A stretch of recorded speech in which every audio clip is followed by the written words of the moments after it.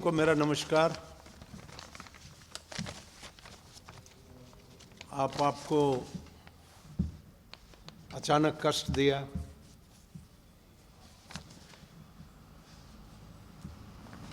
जैसे भी आप सभी को पता है, एक अचानक सार्वजनिक भलाई का मुद्दा पिछले 1 महीने से चल रहा था। सरकार ने बुढ़ापा पेंशन के अंदर कटौती लगा दी और आयु सीमा के साथ साथ 3 लाख की आमदनी की भी कटौती लगा दी कि जिसकी इससे ऊपर आमदनी है उसकी पेंशन काटी जाएगी। काटनी भी शुरू कर दी। तो हमारे राष्ट्रीय अध्यक्ष ने और पार्टी ने फैसला किया कि भाई इस बात का हम पुरजोर विरोध करेंगे और ये सरकार को इस बात की इजाज़त नहीं दी जाएगी, क्योंकि पेंशन तो एक मेंटेनेंस अलाउंस है, वो कोई आमदनी नहीं है।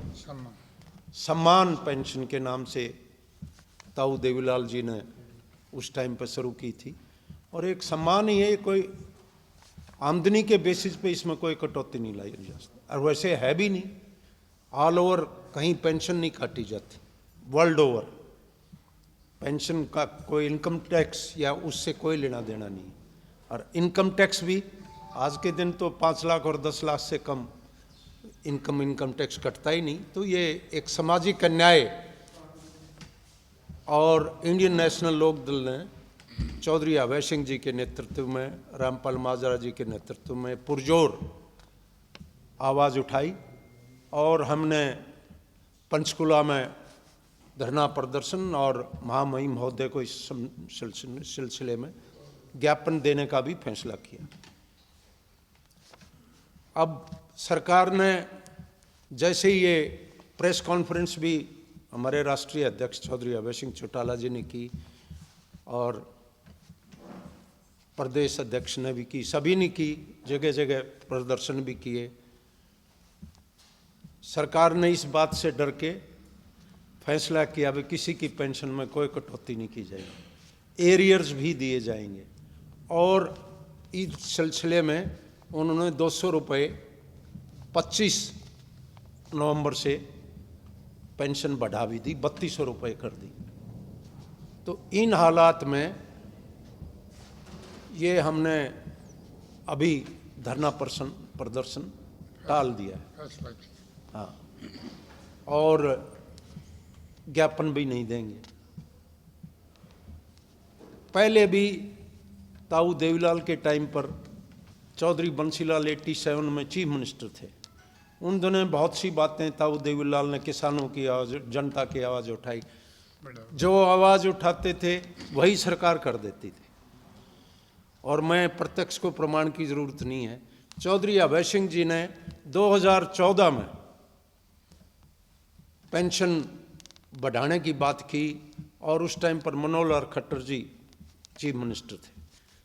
उन्होंने कहा वे 1000 रुपये सरकार एकदम नहीं दे सकती। तो अभय सिंह जी ने कहा कि आप 200 रुपये हर साल बढ़ा दो, 5 साल में 1000 बढ़ जाएगी। तो इसी तरह जैसे ही अभय सिंह जी ने कहा भाई पेंशन या तो दो, नहीं तो हम एजुटेशन करेंगे, सरकार पूर्ण तरह घबरा गई। जैसे पहले ताऊ देवीलाल की आवाज़, अभी हालात वही है।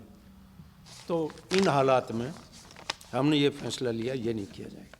और साथ के साथ हम ये नहीं कि चुपचाप बैठ जाएंगे। अगर सरकार ने ये एरियर्स इनके नहीं दिए या फिर दोबारा पेंशन बंद कर दी तो पुनः, क्योंकि इंडियन नेशनल लोक दल जनता की भलाई के लिए हमेशा जागृत रहता है, हम पुनः फिर शुरू कर देंगे। जागरूक हैं? हम जागरूक, हाँ, जागरूक हैं, जनता को भी जागरूक करते हैं, इसीलिए आपको कष्ट दिया। अब आपने कुछ पूछना? फिलहाल नहीं होगा। नहीं। तो हम इस बात के लिए सरकार, लोग जगह जगह डिस्ट्रिक्ट लेवल पर भी हमारे लोग बहुत खुश हैं इस बात से। बुजुर्गों को धन्यवाद देना शुरू करें। और जो बुजुर्ग हैं वो राष्ट्रीय अध्यक्ष को उस बात के लिए धन्यवाद भी, बार बार धन्यवाद भी भेज रहे हैं जी, आपने हमारी आवाज़ उठाई। और अभी हमारे जो जिला अध्यक्ष हैं वो गांव-गांव भी जाएंगे और लोगों को 23 के सम्मान रैली के लिए, जो 23 मार्च के हमारी सम्मान रैली है, उनको जाके आमंत्रित करें।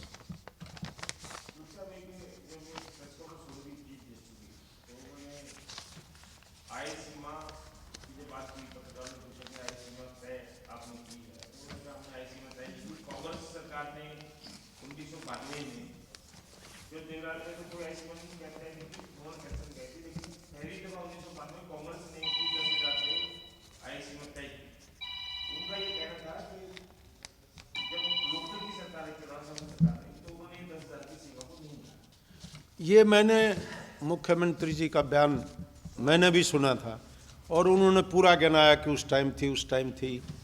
तो ये इंडियन नेशनल लोकदल ने कोई किसी टाइम भी आमदनी सीमा नहीं लगाई।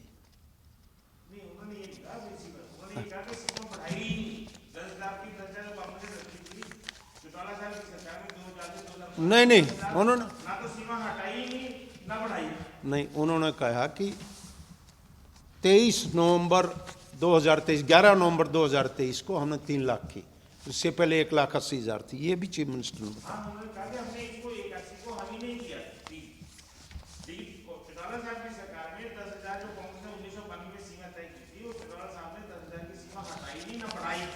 चौटाला साहब की सरकार ने हमने कोई आमदनी की बात की है नहीं, ना ताऊ देवीलाल ने की। कभी नहीं कहा कि भाई हमने किसी की पेंशन को कोई पेंशन नहीं काटी। हम तो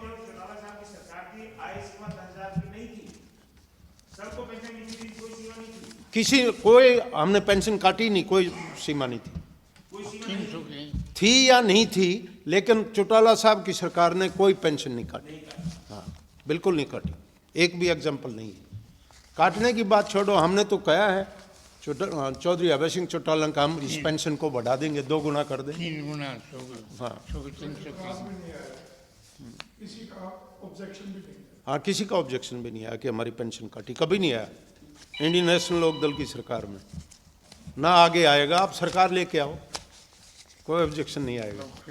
हाँ, इसके साथ ही सर एक मुद्दा और चल रहा है कि अभी हाल ही में पंजाब की एक विधायक ने जो है आरोप लगाया हरियाणा के मुख्यमंत्री पर कि उन्होंने जो है वहाँ पर उनको बंद कमरे में उनकी मीटिंग हुई है, मीटिंग के लिए बुलाया गया है और बीजेपी ज्वाइन करने के लिए जो है उनको कहा गया है और कहा गया है कि पंजाब के अंदर बीजेपी ऑपरेशन लोटस चलाने का, लोटस 2 चलाने का जो है काम कर रही है। भारतीय जनता पार्टी अलग अलग ऑपरेशन चलाती रहती है, इस बात का तो क्या कहा जा सकता है। मामला पंजाब में आम आदमी पार्टी के बीच और बीजेपी के बीच है, इसमें कौन झूठ बोल रहा है, क्या सच बोल रहा है। इलेक्शन के टाइम पर ऐसे मुद्दे चलते रहते हैं। वैसे बड़े दुर्भाग्य की बात है कि मुख्यमंत्री ऐसा कर रहा है। इससे लगता है कि बीजेपी इस बात से घबरा गई है पंजाब के इलेक्शन से, और वो हरियाणा की समस्याएं बहुत है। मुख्यमंत्री जी को इतना कष्ट वहाँ जाके उठाने क्या जरूरत, यहाँ हरियाणा लोग रोजों की दिक्कतें वो हल करनी चाहिए। आप पूर्व बीजेपी रहे हैं सर, इस समय किस तरीके की कानून व्यवस्था देखते हैं हरियाणा में? हरियाणा में कानून व्यवस्था चरमरा गई है। जो अपराध है, महिला विरुद्ध अपराध, कमजोर वर्गों के अपराध और भ्रष्टाचार का अपराध, मर्डर्स, ये ज़्यादा बढ़ती जा रही है। इसके ऊपर सरकार को ध्यान देने की ज़रूरत है। पुलिस को भी अलर्ट रहने की और अपनी पेट्रोलिंग बढ़ाने की ज़रूरत है। रोज़ रैंसम कॉल आड़तियों को भी आते हैं, बिजनेसमैन को आते हैं, धमकियों के बाद मर्डर भी होते हैं, तो इसके ऊपर ज़्यादा ध्यान देने की ज़रूरत है।